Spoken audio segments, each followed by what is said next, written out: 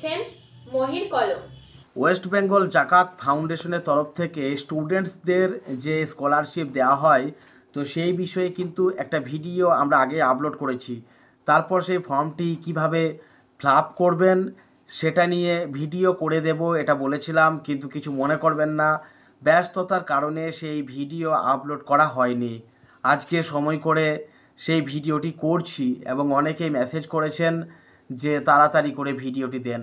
তো এখানে মূলত দুটি পাতা রয়েছে, মানে দুটি পেজ রয়েছে কিভাবে আপনি অ্যাপিল করবেন। তো এখানেই প্রথমে দেওয়া আছে নেম অফ অ্যাপ্লিক্যান্ট, অর্থাৎ আবেদনকারীর নাম।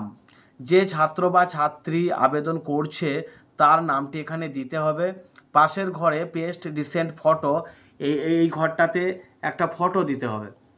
এবং name of father mother guardian, ছাত্রের বাবা অথবা মা কিংবা গার্জেনের নাম দেবেন। যদি কারোর এমন হয়ে থাকে যে বাবা মা নেই, গার্জেনের কাছে থাকে, তাহলে গার্জেনের নাম, এটা বুঝতেই পারছেন, যে কোনো একজনের নাম দিতে হবে। জেন্ডার মানে সে ছেলে না মেয়ে, সেখানে যদি মেয়ে হয় তাহলে ফিমেল আর ছেলে হলে মেল, এই কথাটি লিখতে হবে। 3 নম্বর ঘরে জেন্ডার, 4 নম্বর ঘরে ডেট অফ বার্থ জন্ম তারিখ, এবং পার্মানেন্ট অ্যাড্রেস 5 নম্বর ঘরে। স্থায়ী ঠিকানা, এখানে স্থায়ী ঠিকানা লেখার পরেও নিচের ঘরে একটি জায়গা রয়েছে যে হাউস নাম্বার, ভিলেজ, পাড়া, ওয়ার্ড, এটা উল্লেখ করতে হবে। রোড অর্থাৎ রাস্তার নাম, গ্রামাঞ্চলে সাধারণত রাস্তার নাম হয় না, সেটা না দিলেও হবে। তাছাড়া পোস্ট অফিস, পিএস মানে থানা, ডিস্ট্রিক্ট এবং পিনকোড। তার নিচে mobile number, WhatsApp number, mobile number দেবেন, হোয়াটসঅ্যাপ নাম্বার দেবেন এবং আধার কার্ডের নাম্বারটি এই ঘরে। ইমেল আইডি নাম্বারটিও বসিয়ে দেবেন। যদি কারো ইমেল আইডি না থাকে তাহলে দেবার দরকার নেই, কিন্তু এখন সবাই অ্যান্ড্রয়েড মোবাইল ব্যবহার করে, সবাই বড় ফোন ব্যবহার করে, সুতরাং সবারই এখন ইমেল আইডি আছে, তো ইমেল আইডিটি এখানে বসিয়ে দেবেন। তারপরে বলেছে ডিটেলস অফ ফ্যামিলি ইনকাম, পরিবারের ইনকাম কত। ফাদার বাবা নাম দেবেন এবং ঠিকানা দেবেন, ছোট ছোট করে লিখবেন এই ঘরটায়। অকুপেশন, কি কাজ করে সেটা লিখবেন, এবং মান্থলি ইনকাম, মাসে 6,000 না 7,000 না 9,000, যাই হোক যে ইনকামটা করে এই ঘরে লিখবেন। তারপরে হচ্ছে মায়ের নাম, মা যদি ইনকাম করে লিখবেন, আর না করে তো হাউস ওয়াইফ বা হোম মেকার এই ধরনের কথা লিখতে পারেন। তার মান্থলি ইনকাম দেবেন না যদি সে কিছু কাজ না করে। তো একটা বিষয় বলার, যে জাকাত ফাউন্ডেশন বা জাকাতের টাকা যারা আর্থিকভাবে খুবই দুর্বল আমাদের মুসলিম সমাজে, তারাই আবেদন করবে। সুতরাং এটা আমরা ধরে নিতেই পারি যে মায়েরা হয়তো সেরকম কোনো কাজ করে না বা ইনকাম করে না। আবার এমনও হতে পারে যদি কোনো স্টুডেন্টসের বাবা মারা যায়, সেক্ষেত্রে সংসার চালাতে মা হয়তো ছোটোখাটো কাজ করে, তাহলে সেটা সেখানে লিখবে। 11 নম্বর ঘরে বলা আছে name and ages of siblings others dependent, অর্থাৎ এই পরিবারের মধ্যে অন্য কেউ ডিপেন্ডেন্ট কিনা সেই নিয়ে কিন্তু এখানে তথ্য দিতে হবে। অর্থাৎ অভিভাবকের সঙ্গে এই পরিবারের আর কার কার সম্পর্ক রয়েছে, কীরকম নির্ভরশীল সেটা উল্লেখ করতে হবে। তাদের নাম দেবে এখানে, কি সম্পর্ক, বয়স, এইগুলো এখানে উল্লেখ করতে হবে। 12 নম্বর ঘরে বলা আছে course details and name and address of the institution, অর্থাৎ কোন কোর্স নিয়ে পড়াশোনা করছে, জেনারেল কোর্স না প্রফেশনাল কোর্স, এইসব কিন্তু এই ঘরে উল্লেখ করতে হবে। নেম অফ ইনস্টিটিউশন, প্রথমে সেই শিক্ষা প্রতিষ্ঠানের নাম, address, phone number, class and course of study, nature of course, degree course না ডিপ্লোমা কোর্স না সার্টিফিকেট কোর্স, এগুলি এখানে উল্লেখ করতে হবে। ডিউরেশন অফ কোর্স মানে কত বছরের কোর্স। তাছাড়াও রয়েছে actual date of joining the class, অর্থাৎ সে ক্লাসে কবে থেকে যাচ্ছে বা সেই কলেজে বা ইনস্টিটিউশনে কবে ভর্তি হয়েছে সেটা উল্লেখ করতে হবে।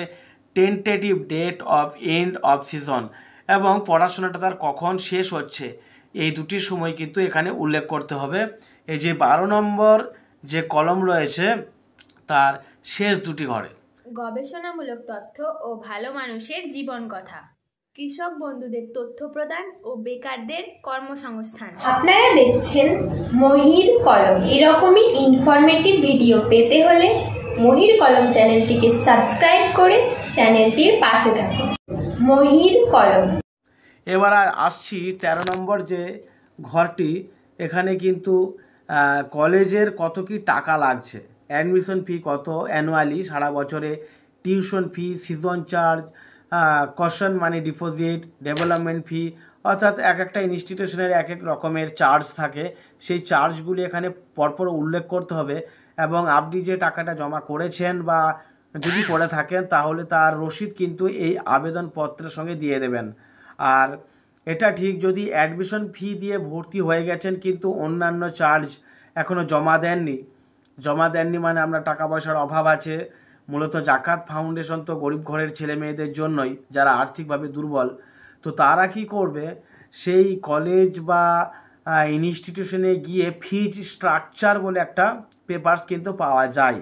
সারা বছরে তার কত খরচা হচ্ছে, সিজন ফি কত, পরীক্ষার ফি কত, ডেভেলপমেন্ট ফি কত, এই বিষয়ে সেই কলেজের অ্যাডমিশন সেল কিন্তু একটা প্রফর্মাতে লিখে দেবে।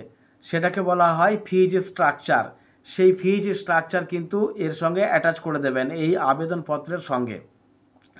তারপরে আসছে এই একই ঘর, গেমস ফি, হোস্টেলে থাকলে হোস্টেলে থাকার খরচা, এগুলি উল্লেখ করতে হবে।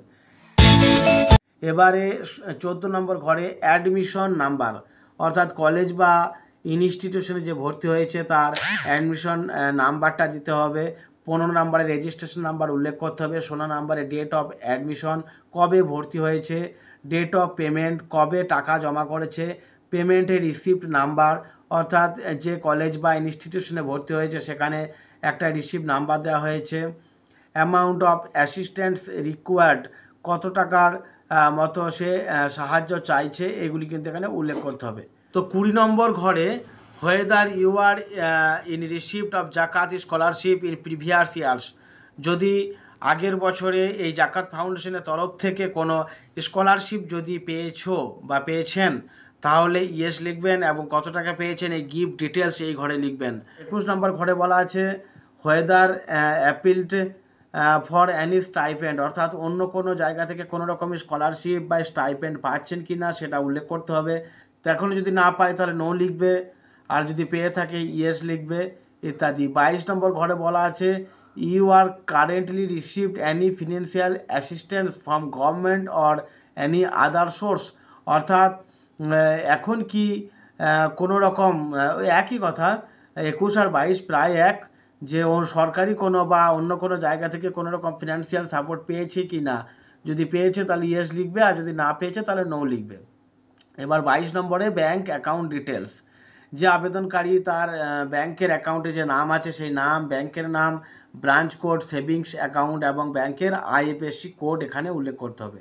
24 নম্বর ঘরে রি enter savings account number of applicant, অর্থাৎ এই অ্যাকাউন্ট নাম্বারটাকে এই ঘরে আবার লিখতে বলছে, এই কারণেই যাতে ভুল না হয়, অর্থাৎ ব্যাংকের পাসবুকে যে অ্যাকাউন্ট নাম্বারটি আছে সেটা দেখে দেখে এখানে সঠিকভাবে লিখবে। 25 নম্বর ঘরে bank account details of institution, অর্থাৎ যে স্কুল কলেজ বা ইনস্টিটিউশনে পড়ছে সেখানকার ব্যাঙ্ক অ্যাকাউন্ট ডিটেলসও দিতে হতে পারে, মানে দিতে হবে, অর্থাৎ যে কলেজ ইউনিভার্সিটি বা ইনস্টিটিউশনে পড়ছে সেখানকার ডিটেলস ব্যাঙ্ক অ্যাকাউন্ট কিন্তু দিতে হবে। এক্ষেত্রে একটা কথা বলে রাখি, যদি কেউ বেসরকারি কোনো কলেজ বা ইনস্টিটিউশনে পড়াশোনা করে তাহলে টাকাটা তাদেরকে বেশি দিতে হয়, সেমিস্টার ফিজ, অ্যাডমিশন ফিজ, এবং জাকাত ফাউন্ডেশন কিন্তু সরাসরি সেই ব্যাংক অ্যাকাউন্টে অর্থাৎ সেই ইনস্টিটিউশনের অ্যাকাউন্টে টাকাটা পে করবে বা করতে পারে, সেটা তাদের ব্যাপার, তাদের বিবেচনার বিষয়। সেই কর্তৃপক্ষে যারা রয়েছেন তারা সেটা করবেন এবং সেখানে উল্লেখ করবেন। এখানেও 26 নম্বর ঘরেও আবার বলা আছে রি এন্টার সেভিংস অ্যাকাউন্ট নাম্বার, পুনরায় সেটাকে উল্লেখ করতে বলছে। আর 27 নম্বর ঘরে রেফারেন্স অফ টু পারসন, দুজন ব্যক্তির এখানে রেফারেন্স দিতে হবে। এখানে দুজন রেফারেন্স ব্যক্তি বলতে কে হতে পারে, যে স্কুলে বা ইনস্টিটিউশন বা কলেজে পড়াশোনা করছে সেখানকার হেডমাস্টার, হেডমিস্ট্রেস বা প্রিন্সিপাল কলেজ হলে তিনি সাইন করবেন এবং তার ডেজিগনেশন দেবেন এবং ফোন নাম্বার দেবেন। এছাড়াও আপনার প্রতিবেশী কোনো বিশিষ্ট ব্যক্তি, হয়তো কোনো মাস্টারমশাই, হেডমাস্টার মহাশয়, এই ধরনের যারা সোশ্যালি রেপুটেশন পার্সন রয়েছেন, অথবা মসজিদ কমিটির সেক্রেটারি, সভাপতি হতে পারে। এখানে দুজন বিশিষ্ট ব্যক্তি রেফারেন্স দেবেন এই কারণে যে তারা সাক্ষী থাকছে যে এই আবেদনকারীর জাকাত ফাউন্ডেশনের টাকার যোগ্য। এটাই 28 নম্বর ঘর, 29, 30, এইগুলি খুব ইম্পর্টেন্ট। এখানে কি কি লাগছে? 28 নম্বর ঘরে বলা আছে ক্লাস 10 অ্যাডমিট কার্ড অর্থাৎ মাধ্যমিক পরীক্ষার অ্যাডমিট কার্ড, রেজাল্ট কার্ড অর্থাৎ মার্কশিট, অ্যাডমিশন রিসিপ্ট অর্থাৎ এখন যে ইউনিভার্সিটি বা ইনস্টিটিউশনে ভর্তি হয়েছে সেই receipt, bank passbook front page এবং আধার কার্ড, ইনকাম সার্টিফিকেট, এগুলি উল্লেখ করতে হবে। 29 নম্বরে are you eligible to receive Zakat, তুমি কি জাকাত পাওয়ার মতো যোগ্য হচ্ছ? তো আগে বলেছি যারা আর্থিকভাবে দুর্বল, সামাজিকভাবে দুর্বল, তারা ইয়েস করবে, এবং যারা আর্থিকভাবে প্রতিষ্ঠিত, জাস্ট এক্সাম্পল দিই, কোনো এক মাস্টারমশাইয়ের মেয়ে অথবা বাবা চাকরি করছে কোনো সরকারি কিংবা উচ্চ প্রতিষ্ঠিত ব্যবসায়ী, নিশ্চয়ই তার ছেলে মেয়ে কিন্তু জাকাতের জন্য আবেদন করবে না, এটা স্বাভাবিক কথা। তারপরে কি বলা আছে? Please give a short write up outlining your background, family, education and financial circumstance, এবং please explain your plan why and how your plan to use WBZF assistance. এই যে কথাটা বলা আছে যে এখানে লিখতে বলছে যে একটা সাদা কাগজে অন্যভাবে লিখতে হবে, এটা ইংরেজিতে লিখলেই ভালো বা বাংলাতেও লিখতে পারে, তার পরিবারের ব্যাকগ্রাউন্ড অর্থাৎ অর্থনৈতিক অবস্থা কেমন, তার পরিবারে শিক্ষিত লোকের সংখ্যা কীরকম রয়েছে, ফিনান্সিয়াল সার্কামস্ট্যান্স মানে হচ্ছে অর্থনৈতিক পরিস্থিতি কেমন, এই বিষয়ে কিন্তু 100-200 শব্দের একটা বর্ণনা তাকে দিতে হবে। এটা আলাদা একটা কাগজে লিখে দেবেন। আর 30 নম্বর আরেকটা এখানে বলা আছে যে এক্সপ্লেন ইওর প্ল্যান, তুমি জাকাত ফাউন্ডেশনের টাকা নিয়ে তুমি কি করতে চাইছো, তোমার কি পরিকল্পনা, সেটাও কিন্তু লিখতে হবে। অর্থাৎ আমি এডুকেশন চাইছি, আমি আমার প্রতিষ্ঠিত হতে চাইছি, পরীক্ষা দিয়ে ভালোভাবে রেজাল্ট করতে চাইছি, পড়াশোনার ক্ষেত্রে যে ফিনান্সিয়াল সাপোর্টটা চাইছি, সেটা কিন্তু এই 30 নম্বর ঘরে বলা আছে। আর 31 নম্বর ঘরে বলা আছে ডিক্লারেশন, অর্থাৎ I undertake that all the statements given above are correct of the best of my knowledge and belief, এই ধরনের কথা। তো এই 31 নম্বর ঘরে বলা আছে যে ওপরে যত তথ্য আমি এখানে আপলোড করেছি বা লিখেছি এবং যে ডকুমেন্টস আমি দিচ্ছি সবই আমার তথ্য এবং বিশ্বাস মতে সত্য, এই বিষয়ে একটা ডিক্লারেশন কিন্তু দিতে হবে, এটা বলতে চাইছে আর কি। তো এইটা হলো ফর্ম, এই ফর্মটা ফিল আপ করে জাকাত ফাউন্ডেশনের যে অফিস, সেই অফিসে কিন্তু বাই পোস্ট করে পাঠিয়ে দিতে হবে।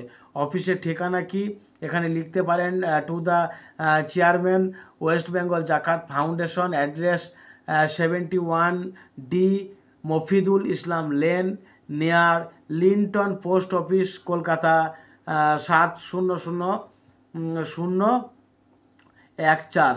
এই ঠিকানায় কিন্তু পাঠিয়ে দিতে হবে সমস্ত আবেদনপত্র, তার কপি এবং বাই পোস্ট করে, এটা হচ্ছে ঠিকানা। তো আজকে এই ভিডিওটি দিলাম, আশা করি মুসলিম কমিউনিটির যারা জাকাত পাওয়ার যোগ্য তাদের কিন্তু এই ভিডিওটি কাজে লাগবে। ভিডিওটি সমস্ত ছাত্রছাত্রীদের মধ্যে শেয়ার করে দেবেন, তারা যাতে এই সুযোগটি পায়, এইটুকুই।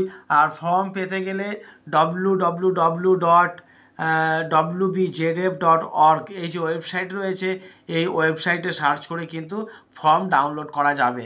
এই ভিডিওটি আপলোড করা হলো, আর কিছু বলছি না, ভিডিওটি বড় হয়ে যাবে। আর সকলে দোয়া করবেন যাতে আপনাদের কিছুটা পরামর্শ দিয়ে সাহায্য করতে পারি। এই তৌফিক, এই শারীরিক মানসিক শক্তি যেন মহান করুণাময় আল্লাহ তাআলা আমাকে দিয়ে থাকেন, এই জন্য আমাদেরকে বা আমাকে দোয়া করবেন। এই আবেদনটুকু করছি, আর আমরাও দোয়া করছি জাকাত ফাউন্ডেশনের যে সমস্ত কর্মকর্তা ব্যক্তিরা রয়েছেন, যারা মুসলিম সমাজের আর্থিকভাবে যারা পিছিয়ে পড়ে রয়েছে, তাদেরকে যে আর্থিকভাবে সাহায্য করছেন এই মহতী উদ্যোগ নিয়ে, তাদেরকে আল্লাহ তাআলা অশেষ নিয়ামত দান করুন, তারা সুস্থ থাকুন, ভালো থাকুন, তাহাদের ইহকাল এবং পরকালের মঙ্গল হোক এই কামনাও করছি। মহান করুণাময় আল্লাহ তাআলার কাছে। আসসালামু আলাইকুম। সবাই ভালো থাকবেন, দোয়া করবেন সবার জন্য। তো অবশেষে এটাই বলবো, আশা করছি তোমরা উপকৃত হবে আর তোমাদেরও মন্তব্য কমেন্ট বক্সে জানাতে পারো, আমরা অবশ্যই খুশি হব।